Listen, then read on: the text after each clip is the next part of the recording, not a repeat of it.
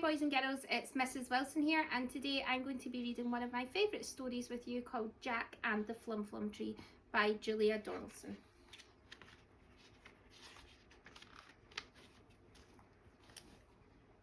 Jack had a granny, and his granny had spots. Great big purple ones, lots and lots. The doctor came and he shook his head. "Your granny has the measles," the doctor said. "And the only cure in the world," he said, "is the fruit that grows on the Flum Flum tree. And the only place that the Flum Flum grows is the faraway isle of Blow Your Nose."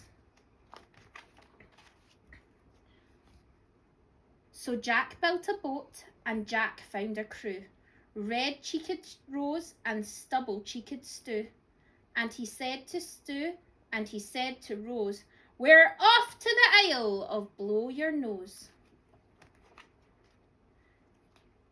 Granny came down to the dock with Jack, and she gave him a bulgy patchwork sack.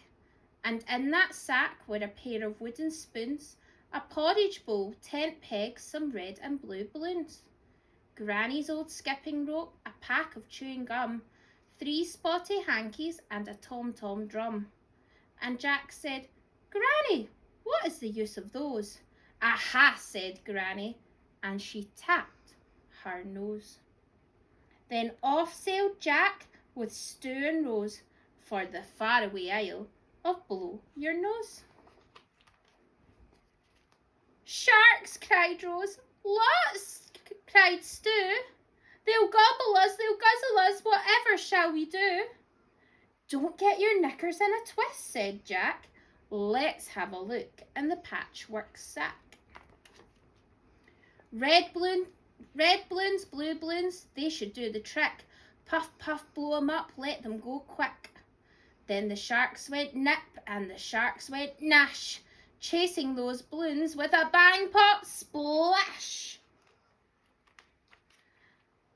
"A leak!" cried Rose. "It's wet!" cried Stew.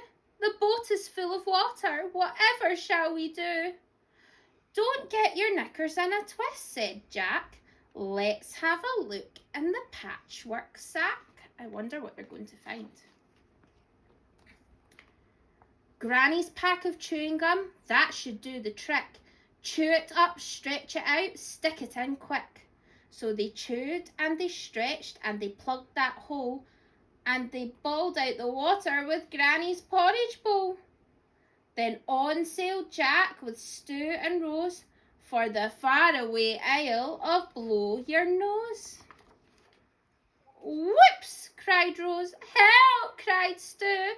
"I can't swim for toffee. Whatever will you do?" "Don't get your knickers in a twist," said Jack. "Let's have a look in the patchwork sack." Granny's old skipping rope, that should do the trick. Hold tight, throw it out, grab the handle quick. So they heaved and they hauled and they pulled Stew in. Good old Granny, she's saved my skin. Then on sailed Jack with Stew and Rose till they came to the isle of Blow Your Nose. They finally got there.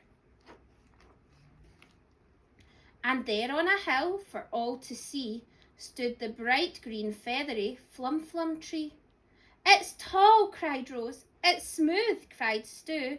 "It's not got any branches. Whatever shall we do?" "Don't get your knickers in a twist," said Jack. "Let's have a look in the patchwork sack." Granny's bag of tent pegs, they should do the trick.